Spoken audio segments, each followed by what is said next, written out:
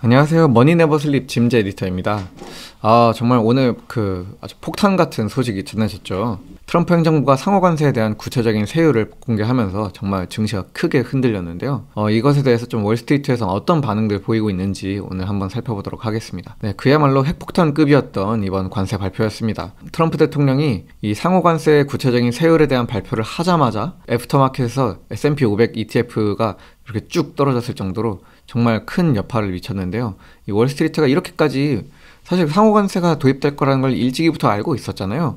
그럼에도 불구하고 이렇게 증시가 급락한 데에는 그만큼 이번에 발표된 상호관세가 생각보다도 더욱 파격적이었기 때문에 그렇습니다. 이날 트럼프 대통령은 이렇게 생긴 이 Reciprocal Tariff, 이 상호관세라는 제목이 적혀있는 판넬을 하나 들고 와서는 이 각 국가별로 이 국가가 미국에 얼만큼의 관세를 부과하고 있는지, 그리고 이에 따라서 미국이 해당 국가에는 얼만큼의 상호관세를 부과할 것인지에 대해서 발표를 했습니다. 우선은 모든 수입품에 대해서 10%의 베이스라인 관세가 부과가 되었고요. 이외에도 각 국가가 미국에 부과하고 있는 수준에 상응하는 할인된 상호관세를 매겼다라고 주장했어요. 각 국가가 부과하고 있는 관세의 절반 수준으로만 상호관세를 매겼다라고 이야기를 했죠. 이날 발표에 따르면은 캄보디아가 49%로 가장 높은 관세율을 부과받았고요. 이어서 베트남 46%, 방글라데시 37%, 태국 36%, 또 중국 34% 수준으로 높은 관세를 부과받았습니다. 우리나라 같은 경우에는 25%의 관세를 부과받았습니다. 여기 글씨가 작아서 잘 안 보이실 수 있을 것 같은데, 한국이 미국에 부과하고 있는 관세가 50%고 이에 따라 25%의 상호관세를 부과했다라고 설명했죠. 이외에도 인도, 일본, 정말 세계 각국이 높은 수준의 세율을 부여받게 되었습니다. 트럼프 행정부는 현재 각국이 미국에 적용하는 관세율의 절반을 적용했다라고 주장했는데요. 근데 사실 한국이 미국에 적용하는 관세율인 50% 이것만 살펴봐도 우리나라가 실질적으로 한미 자유무역협정에 따라서 미국산 제품에 대해 거의 0%의 관세를 적용하고 있다는 점을 고려하면은 이는 상당히 부정확한 주장이라고 말씀드릴 수 있겠습니다. 로젠블렛에 따르면은 과거 평균 2.5% 수준이었던 관세가 20% 넘는 수준으로 거의 10배 가까이 뛰었다라고 평가하기도 했어요. 이번 관세 정책이 더욱 파격적인 이유는 이것이 다른 종류의 관세와 분리하여서 추가로 적용되는 관세이기 때문에 그렇습니다. 대표적으로 이 중국에 부과된 34%의 상호관세는요, 이전에 트럼프 정부가 이 펜타닐 유통과 마약 유통과 관련해서 중국에 매겼던 20%의 관세, 이것과 별도로 매겨지는 관세인데요. 결론적으로 중국은 모든 수입에 대해서 54%라는 정말 높은 관세율을 부과받게 되었습니다. 이외에도 캐나다, 멕시코에 대한 관세라던가 이 철강 알루미늄에 대한 관세라던가 이런 것들이 다 별도로 매겨지는 관세여서 이 세계적으로 정말 높은 수준의 관세가 매겨지게 되었다라고 말씀드릴 수 있겠습니다. 정말 그야말로 핵폭탄 관세가 시작된 것이죠. 그렇다면은 트럼프 행정부는 도대체 왜 이렇게까지 공격적인 관세 정책을 펼치는 것일까요? 지금 상황이 어떻든 일단 짚고 넘어가야 될 점은, 적어도 트럼프 행정부가 관세를 도입하는 의도는 최종적으로 미국 경제를 더욱 부강하게 만들기 위함이라는 점입니다. 그것이 정말로 그러한 결과를 이끌어낼 수 있을지와는 별개로 말이죠. 당연하지만 이런 결정은 트럼프가 독단적으로 내리는 것이 아닙니다.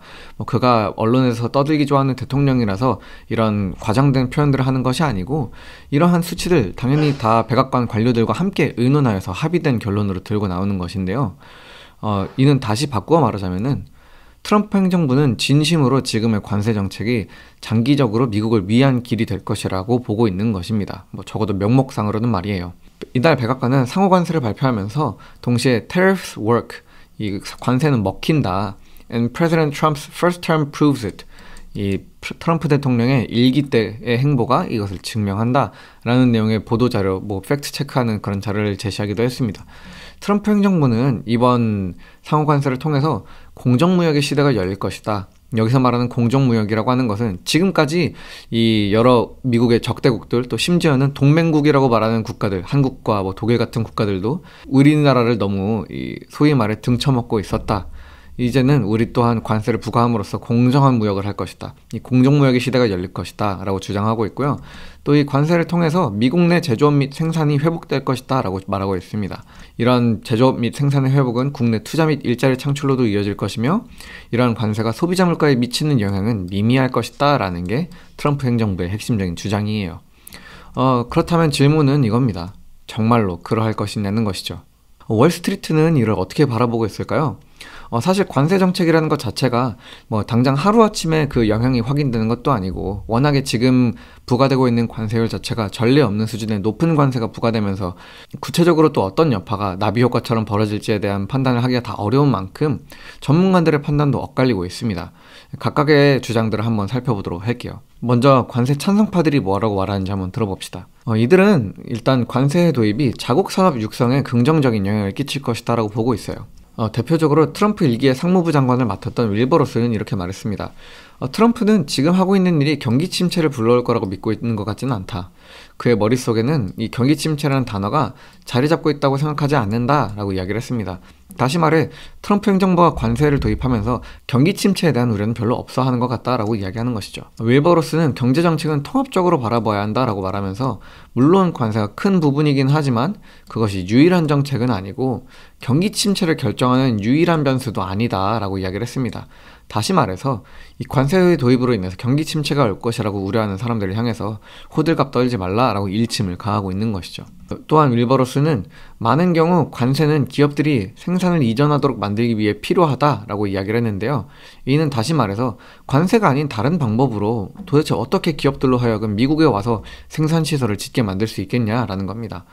순진하게 그냥 우리가 잘 설득한다고 해서 얘들이 와서 이걸 지어줄 거냐? 아니다. 관세를 도입해서 우리가 강제해야 한다라고 주장하고 있는 것이죠. 그도 그럴 것이 실제로 트럼프 행정부가 출범한 이후로 TSMC는 미국의 1,000억 달러 규모의 현대자동차 같은 경우에는 210억 달러 규모의 또 스텔란티스 역시 미국 생산을 더욱 늘릴 것이다 라고 말하면서 기업들이 속속 앞다투어 미국 내 생산시설과 투자 유치에 앞장서고 있거든요. 이런 것들이 실제로 어느 정도의 성과를 나타낼 수 있을지는 더 지켜봐야겠지만 분명히 관세가 기업들을 움직이고 있는 것은 사실로 보입니다. 두 번째로 관세 찬성론자들이 많이 이야기하는 것은 이 관세를 통한 세금 수입의 확보입니다. 윌버 로스는 이런 아무런 조치가 없다면은 정부의 지출을 감당하기 위해서 결국 개인 소득세율을 인상할 수밖에 없을 것이다 라고 분석했어요. 그리고 이는 트럼프 행정부가 원하지 않는 방향이죠. 트럼프 행정부는 관세를 인상함으로써 대신 팁이나 사회보장소득 등으로 벌어들인 돈을 면세로 전환하고 국내에서 상품을 생산하는 기업들에게는 다소 낮은 세율을 적용하는 방향을 고려하고 있는데요. 윌버 로스는 관세가 종합적으로 경제활동을 촉진해 세수 증대와 비용 조달에 기여할 것이라고 설명했습니다.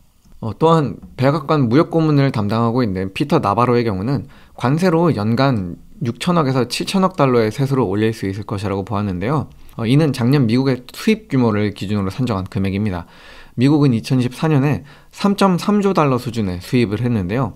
여기에다가 20%의 관세율을 부과하게 되면은 관세로 올리는 세금 수입이 6,600억 달러 수준이 되니 대략적으로 맞아떨어지는 수치라고 말씀드릴 수 있겠죠. 다음으로 관세 찬성론자들이 이야기하는 것은 이번 관세가 자국 보호책이다. 앞서 말씀드린 그 공정무역의 일환으로 해석을 할 수 있는 것이죠. 마이클슨 캐피털 파트너스의 최고 투자 책임자인 존 마이클슨은 이상적인 세계에선 관세가 필요하지 않겠지만 우리가 살아가는 현실은 이상과 거리가 멀다. 우리가 관세를 매기지 않으면은 다른 나라들이 우리에게서 이득을 취해간다라는 것이죠. 결국 이 글로벌 경제라는 것은 경쟁 관계에 놓여 있으니 말이에요. 마이클슨은 미국 산업 발전을 이끈 원칙들은 오늘날의 글로벌 무역 환경에서도 유효하다라고 말을 했는데요. 여기서 그가 말하는 이 미국 산업 발전을 이끈 원칙이라고 하는 것은 기업들이 국내 생산 능력과 인력 양성을 위해 장기적으로 투자할 수 있도록 확신과 보호를 제공하는 것을 의미합니다. 다시 말해서 이 아메리칸 드림을 다시 한번 유효하게 만들어야 한다는 것이죠. 기업들이 미국에서 투자를 하고 미국에서 생산시설을 마련했을 때 그것이 우리에게 성장으로 돌아올 수 있을 것이다 라는 확신을 주어야 하는데 이것을 위해서는 우리가 관세를 도입할 수밖에 없다라는 겁니다. 왜냐하면은 미국의 선의나 외교적 접근만으로 다른 국가들이 미국의 희생을 대가로 얻은 번영을 포기할 것이라 믿는 것은 너무 순진하기 때문이다 라고 말을 하고 있습니다. 과거 트럼프 대통령은 이 대선을 준비하면서 대만이 특히 TSMC가 이 미국의 반도체 기술을 다 뺏어갔다라고 주장을 하기도 했잖아요. 그것과 일맥상통하는 이야기라고 말씀드릴 수 있겠습니다. 다음으로 관세 찬성론자들이 이야기하는 것은 이번 관세가 결국에는 협상의 수단이 될 것이다 라는 주장입니다. 야너스 앤더슨의 아담 해치 애널리스트는 이 국가별로 터무니없이 높은 관세는 이것이 도리어 협상 전략임을 단적으로 나타낸다라고 이야기를 했어요. 다시 말해 지금 발표된 관세율이 너무 높다는 거죠. 이것이 현실적으로 진짜로 집행이 될 것이라고 보기에는 이건 너무 좀 과도한 수치인 것 같고 약간은 위협용인 것 같다. 이것은 협상 전략으로 활용이 될 거다라고 이야기를 하고 있는 겁니다. 그는 앞으로 관세를 상당히 낮출 여지가 있다라고 분석했어요. 아넥스 자산운용의 브라이언 제이콥슨 이코노미스트도 동일한 관점을 제시했습니다. 그는 이번 관세 도입으로 패닉셀이 이루어진 월스트리트를 바라보면서 오히려 이것이 매수 기회다라고 분석을 했습니다. 그런 이유가 관세를 낮추기 위한 협상이 빠르게 이루어질 수도 있기 때문이다 라고 설명을 했어요. 노스라이트 자산운용의 최고 투자 책임인 크리스 자카렐리 역시 투자자들에게 있어서 긍정적인 점은 이것이 다른 국가들과의 협상을 시작하는 출발점이라는 점이라고 설명을 했습니다. 다시 말해 이번에 높은 관세로 한번 빵 때려놓고 이 수치를 시작으로 해서 국가들과의 협상을 시작해 나갈 것이다 라는 관점을 제시하는 것인데요. 궁극적으로는 관세율이 전반적으로 낮아질 것이다 라고 설명했습니다. 이외에도 관세에 대한 찬성론까지는 아니더라도 최근 이 트럼프의 국제 정책을 놓고서 너무 트럼프 탓만 해서는 안 된다라는 다른 관점도 있었는데요. Don't blame Trump for all of the stock market's problem. 이 월스트리트 저널에서 나온 기사입니다. 이 증시가 겪고 있는 모든 문제를 다 트럼프 책임으로 떠넘기지 마라 라고 이야기를 하고 있는 건데요. 이 기사에서는 최근 S&P 500 지수가 조정을 겪으면서 이 불황이라는 단어가 월스트리트에서 자주 언급되고 있는 상황 가운데 단순히 이것을 트럼프 행정부의 무역 전쟁 탓으로만 돌리기에는 위험 요소가 여러 방향에서 정말 동시에 발생하고 있다라는 사실을 지적하고 있습니다. 대표적으로 이 기업들의 수익성, 이 실적이 피크를 찍었던 것은 이미 그 대선이 있기도 전부터 2024년 여름 시점이었고 그 이후부터 수익성은 꾸준히 감소하고 있었다라고 이야기하고 있는 것이죠. 소비자 및 기업 심리는 이때부터 위축되고 있었고 이 소매 판매나 노동시장 관련한 지표도 불안정한 모습을 보이고 있고 이런 점들을 종합적으로 고려했을 때 단순히 관세 정책이 경기 침체를 유발하고 있고 관세 정책이 지금의 이 하락하는 증시의 모든 것을 설명한다라고 말할 수는 없다 라고 이야기하고 있는 겁니다. 다음은 관세에 대해 좀 반대하는 애널리스트 의견은 어떤 것들이 있는지 한번 살펴보겠습니다. 아무래도 이 관세 반대론자들이 가장 우려하는 것은 바로 경기 침체입니다. 워낙에 높은 관세가 때려지다 보니 이것이 글로벌 경제나 공급망의 교란을 일으키고 결과적으로는 미국 경제의 침체를 불러일으킬 수 있다는 우려가 계속해서 나오고 있죠. TPW 투자자문의 글로벌 전략가 제이 펠로스키는 트럼프 대통령의 파괴적인 무역 정책은 미국 경제 성장과 기업 수익에 대한 기대를 낮추고 있다. 이런 관세 정책의 도입으로 인한 업사이드는 매우 모호하고 다운사이드는 확실하다라며 굉장히 날카로운 공격적인 평가를 하기도 했고요. 데나이브스 애널리스트 역시 월스트리트가 우려하던 최악의 시나리오보다도 더 최악인 관세 정책을 발표했다라면서 우려를 숨기지 않았습니다. 리비어그룹의 나이젤 그린 CEO는 이날이 글로벌 무역에 굉장히 중대한 날이었다라고 말하면서 트럼프는 미국과 세계를 더욱 풍요롭게 만든 시스템을 파괴하고 있으며 그 과정에서 무모한 자신감으로 행동하고 있다라면서 또 역시 신랄한 평가를 했는데요. 그도 그럴 것이 트럼프가 이런 무역 정책을 펼치면서 여기 보시는 것처럼 Trump was right about everything. 결국에 돌아보니 트럼프가 다 맞는 말을 했어 라는 굉장히 어떻게 보면 오만할 수도 있는 광호한 그런 슬로건을 내세워서 지금 경제 정책들을 집행하고 있거든요. 그러다 보니 이런 우려가 나오는 것도 일면 이해는 갑니다. 구체적으로 트럼프 행정부의 관세 정책으로 인해서 대표적으로 자동차의 가격이 최대 15,000달러까지도 올라갈 수 있다는 분석이 나오고 있어요. 데나이브스 애널리스트와 블룸버그 애널리스트들은 신차 가격이 초기에 평균 5,000달러에서 1만 달러까지도 인상될 수 있을 것이라고 보았는데요. 또한 이런 관세 정책이 자동차 부품 가격, 보험료, 대출 이자율에도 영향을 줄 수 있기 때문에 신차뿐만 아니라 중고차 시장에서도 가격 상승 압박이 발생할 수 있다라고 덧붙였습니다. 즉 자동차 관세가 최근에 워낙 핫하다 보니까 자동차를 예시로 든 것인데 관세 정책의 도입이 결국에는 그 소비자 입장에서 인플레이션을 유발하는 요소가 될 수 있다는 것이죠. 그것도 상당히 큰 규모로 말이에요. 콕스 오토모티브의 자료에 따르면은 2월 자동차 평균 신차 가격은 한 48,000달러 수준이었습니다. 여기서 5,000달러가 더 비싸진다는 것은 비용에 있어서 10%의 증가를 의미하고요. 15,000달러가 늘어난다는 것은 무려 31% 수준의 인플레이션을 의미합니다. 이외에도 골드만삭스는 중국과의 무역전쟁과 관련해서 중국에 대한 매출 의존도가 높은 기업들을 추려서 이 기업들을 우려해야 된다라는 그런 자료를 제시하기도 했습니다. 여기 보시게 되면은 퀄컴이라던가 윈리조트, 인텔, 엔비디아, 브로드컴 등 굵직한 기업들의 이름이 정말 많이 포함되어 있는 것을 보실 수가 있고요. 이들이 중국과 홍콩, 대만 등을 포함한 이 Greater China, 이 중화계에 대한 매출 의존도가 상당히 높다는 것을 보실 수가 있는데요. 이런 기업들이 수익성 악화를 겪을 수 있다는 것을 우려하고 있는 것이죠. 골드만삭스는 이번 관세 정책으로 인해서 경기 침체가 발생할 확률이 무려 35%나 된다라고 보았습니다. 결코 작지 않은 확률이죠. 골드만삭스는 코어 인플레이션이 3.5%에 이를 수 있다고 보았고요. 연간 경제 성장률은 1% 수준에 그칠 수 있다고 말했습니다. 실업률 역시 4.5%까지 증가할 수 있다고 보았고, 이런 것들이 결국 스태그플레이션을 발생시킬 수 있다라고 우려를 표했어요. 다음으로 이 관세 반대론자들이 이야기하는 것은 무역전쟁에 대한 우려입니다. 실제로 트럼프 대통령이 이번 상호관세에 대한 정책을 발표하자마자 세계 각국 리더십들은 앞다투어서 우려의 목소리를 냈습니다. 캐나다의 마크 카니 총리는 We are gonna fight these tariffs with purpose and with force. 우리는 관세에 대해서 명확한 의도를 가지고 아주 힘을 가지고 싸워나갈 것이다 라고 이야기하면서 보복성 관세에 대한 것을 거의 예고하다시피 했고요. EU의 집행위원장인 우르줄라 폰데어 라이언 역시 전 세계에 보편적인 관세를 부과하겠다고 발표한 것은 세계 경제에 큰 타격을 주는 일이다. 우리는 이미 철강에 대한 관세에 대응하기 위한 대응책 패키지를 최종 확정하기 위해 준비하고 있고, 협상이 결렬될 경우 추가 대응책 또한 준비하고 있다라면서 보복 관세에 대한 예고를 했습니다. 중국 상무부 역시 중국은 이에 단호하게 반대하며 자국의 권리와 이익을 보호하기 위해 대응 조치를 취할 것이다. 즉 대응적인 그런 보복 관세를 매길 수 있을 것이다 라고 이야기했고, 즉각적으로 이는 일방적 관세를 철회하고 동등한 조건에서 거래 상대국과의 차이를 적절하게 해결할 것을 촉구한다라면서 강한 우려를 표했습니다.